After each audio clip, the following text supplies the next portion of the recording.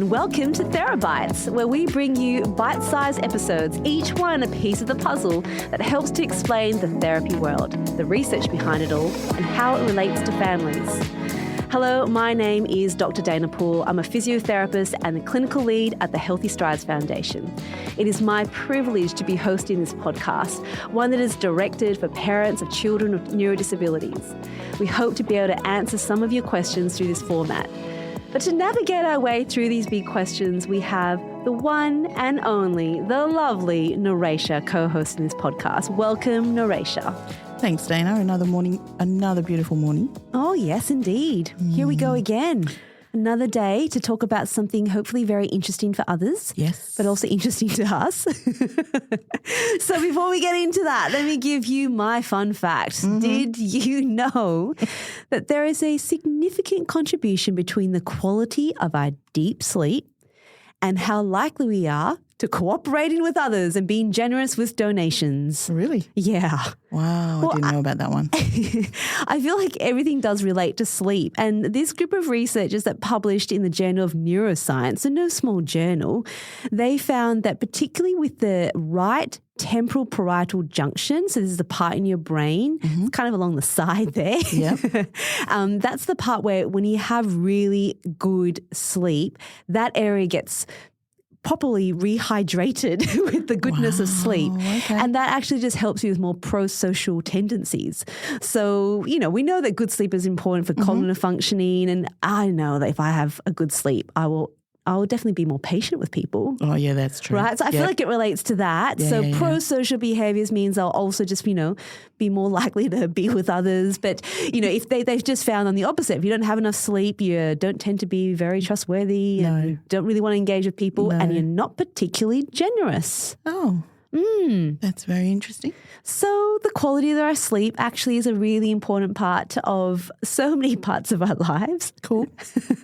And perhaps that's why we need to sleep well. So if we work with people, you need to make sure you prioritize sleep. Well, don't go scrolling on the phone, on watching reels till midnight because your workmates won't appreciate you the next day. Well, I was just going to say power naps do me really well. Ooh, right? Yeah, that's a skill though. Yeah, but by the time, even if it's 20 minutes, 30 minutes sleep in the afternoon, I feel like my body's relaxed. Yeah. And then when I'm out of it, I'm in a good mood. Yeah. Right? Yeah. Oh. And I guess generosity from there extends to your children. Exactly right. So they get it all right. They get it too. So there you go. Wow. The right temporal parietal junction is what really benefits from good sleep, and that helps you to be a good person. Right, so we need more power naps in the day. Yeah, that's right. That's what I go for. Okay, my take home is stop watching those cute panda videos and reels and dog videos. Goodness. I watch them and I'm like, okay, time to go to sleep. Yeah. Anyway, that was my fun fact. Another great one. Hopefully I'll keep them coming, but we'll see how we go. What have you got for us today? Well, talking about brain subject, I want to delve into dystonia. Dystonia is a doozy. It's a good one to talk about. There's a lot in it. Yeah. Yeah. I see it every day. Yeah, yeah. Especially when my little boy is trying to do homework and he's so concentrating. Oh, that's another question too that I'm going to raise in a minute. Okay. When he's trying to, go for that particular letter of an E or an A and just something just irritates him and it just spasms and his hand goes a different direction. So instead of getting the E, I think he gets the S or the W on either side. That's so frustrating. And so he has to take the backspace button, which obviously takes a lot of time in homework, right? Yeah. So that's why this topic has been raised. Okay, no, that's a really good topic, and it actually relates to so many children. So let's start from the beginning of what dystonia is. Yes, what is dystonia? So dystonia comes along with this group of how we classify movement. You can either have hypertonia, so high tone, or hypotonia, low tone. And in the category of hypertonia, you have what's really well known, spasticity, which we covered last time.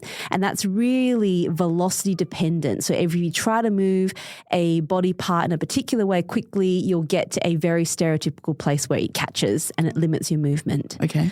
So dystonia is different to that, though spasticity and dystonia do co-occur. You can get both, which makes sometimes it's tricky to see if you can tell the difference between one another. Right. It's important to be able to tell the difference between one another because the treatments can be different. Okay. But they also do benefit from similar treatments too. So we can delve into that in a little bit.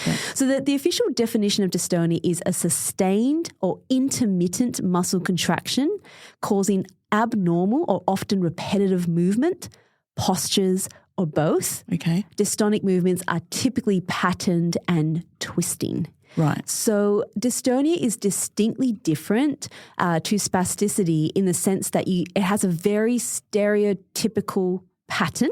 Okay. So for some children, particularly children who spend time in their wheelchairs for the whole day, so they don't have a lot of independent mobility, they would have a sustained posture that would be very stereotypical. So that could be the head or the arm. It twists. Right. And it's not always with the intent of movement. It can happen at rest. Okay. And sometimes the more you try to move as well, the more dystonia you can get as well. So it increases with effort. Okay. So you do see it at rest. And you do see these twisting motions or these movements that happen spontaneously with a particular action, which is what you're describing. Right.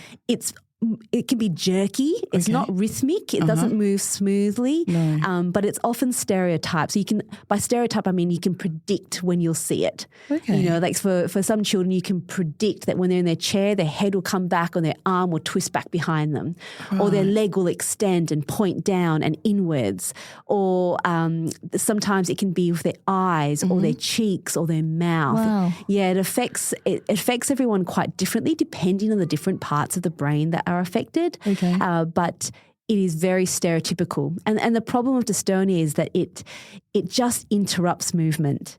And it does make trying to do something voluntarily that you want to do really frustrating. So does it also differ or does it increase more depending on his concentration of doing it? Look, I think it can do. Okay. We can certainly see that. And what you would often see is in other parts of the body as he's concentrating. You know, you might see other parts of the body, like the legs might come out and extend and the toes are point down. That is not likely to be spasticity because spasticity needs movement. So you need to be walking a movement when you see it, right? Whereas dystonia will kind of can often just pop up, but it tends to go through end range. So spasticity kind of like is something that you might see through the range as you're trying to move through. If it catches, that's where you see the end of movement.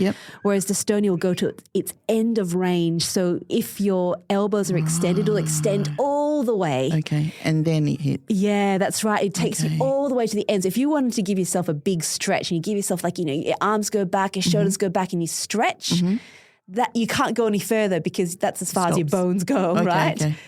Dystonia often will take your muscles and your joints to the end point and you can get stuck there. Right. And that's why it's so disruptive to function and that's why it can be really painful because you can be stuck there before you come back into it again. All right. Yeah. So there's two different pictures. Dystonia that you see at rest when you might be sitting in a chair, you get stereotypical movement, or dystonia that you see when you're trying to do something and a movement that you would often see would interrupt what you're trying to do.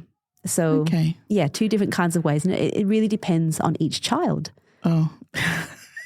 Yeah. So more observation. It often is. And so the really interesting fact, so we have spoken to world-known neurologists in the US. There's one lady who I can now say her name. Let's hope I can. Dr. Boomer Aravamutham. I did it. That was good. Go, Dana. She's a neurologist that studies dystonia. Right. And she was conducting a study where she got a whole bunch of neurologists together to watch how children walk and then to identify those which movements? children have dystonia. And she's like, it's really bad because people have different perceptions of what dystonia looks like. So her advice was be humble and take your time to observe. There are stereotypical patterns that you can see, but it does take like a whole team effort to kind of watch to see what impact it has. Yeah. You don't, sometimes when you go to a hospital appointment and it's 15 minutes, really, really hard to go, oh yeah, that's dystonia. Yeah. It takes more time to see them at rest. What happens? What happens sometimes we know kids get instigated with dystonia when they get a bit of wind that goes by their thigh and that sensory information gets them and then they'll react. Right. It could be light clothing that can touch them, and then if it touches their thigh, that's enough to get them going. It can be a strap, in a wheelchair strap, and that's sort of dangling and bothering their legs. Yeah. And certainly when we're working with kids and they're walking, if there's a strap that I can see that's hanging, we always tuck them aside because if it touches their leg, because it's sensory, it can instigate dystonia. So there's so much to observe. Yeah. And my encouragement for families, just like you, is whilst you would get it diagnosed by a specialist, what you see truly matters. Okay. What you see at home, when you see it happening, you turn on the shower and when the water comes on, it's a big jolt and they kind of get that movement. Yeah. That could be dystonia, right? Okay. So it can be set off by a lot of sensory things as well as movement. Right. I never even thought sensory was in. Yeah. I mean, mattered to my little boy anyway. But that's nice to know. It's interesting, isn't it? Now it makes just me want to observe him a lot more. For probably, I observe him already, but, to the point of, okay, there is something wrong there, that kind of observation. Yeah. But now as you explain it, it just interests me to actually follow through with my observation a little bit longer, give it a little bit more time just to understand his movements. Yeah. Or the dystonia. And that's why when you know the power of sensory input, like, wind or something like that irritates them, we all have that, right? If you have like a clothing label that's like really sharp and it bothers you, that's all you can think about. Yeah. It's the same for our kids. And if it's something that then just triggers dystonia, then they can't control that. Okay. So being aware of clothing that doesn't have those weird seams or the socks even, the shoes, they need to be comfortable. If there's any pinching that happens anywhere from their ankle foot orthoses, that can cause it too, which will cause them to want to point their toes more, but they can't because the AFO's there, and then it's really restrictive. So getting the right fit is so important and that's why it's worthwhile knowing the difference between spasticity and dystonia, because spasticity won't change to any of those things, but dystonia will. Okay. They're worthwhile things to look at. Definitely. Yeah. So if that's the case, then obviously we have, just like everything else, we have to set the surroundings for them, right? Yes. So therefore, once we're aware of what sensory object or thing that will irritate them, obviously then put him in a surrounding where he's not bothered by those things. Yeah. So the dystonia wouldn't kick in as often as it would. Yeah, right? I think so. Okay. And I think that the way I would view it is there's some things that are modifiable, things that we can change, and there's things that we can't change because dystonia essentially comes from the basal ganglia. It's deep into the brain. And I think people kind of know what the basal ganglia are when you look at, a lot of people would have seen videos of people who've got Parkinson's disease, and when they have a lot of those shaky movements, they can also have dystonia. But when they put like a deep brain stimulation, so they go straight into the brain, they stimulate that part of the brain, you can see their movements suddenly stop, right? Wow. There's kind of things like that because it all originates from that. So it's something that's happened in that deep brain that causes dystonia. So that part we can't change unless you go into the brain, and that's still a developing area. But there's things that you can change, and that's the part where we as therapists and as families, we can make things a whole lot easier. Yeah, definitely. Okay. So that's kind of cool to know there's some power and control in what we can do too. Definitely. But what happens, are there any repercussions to it if it's left untreated? Yes. So it could be if someone goes into this end range all the time, like think of yourself in a massive stretch when they lock all the time, it can cause like the joint can become a little bit unstable. Okay. It can cause pain. Yep. And pain is definitely going to be a huge guide for us, and the interesting thing to note about dystonia too is because it can affect all your skeletal muscles. It can affect your jaw. So if your jaw it pulls your jaw from one side to the other. Right. Or your eyes, it's really hard to control your eyes. All those sorts of things can make it quite difficult. You know, if you've got a thrusting tongue, because dystonia causes that, then eating is very difficult. So you got to look at alternatives. So it's just kind of looking at other ways to make sure the body gets what it needs. Okay. And there are medications for it. And this is where neurologists and rehab consultants often work together because there are some very specific drugs that you can use. Yep.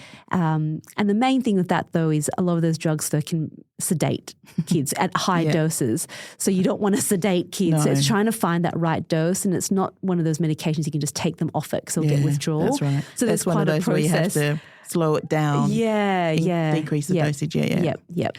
Okay. No, that's good.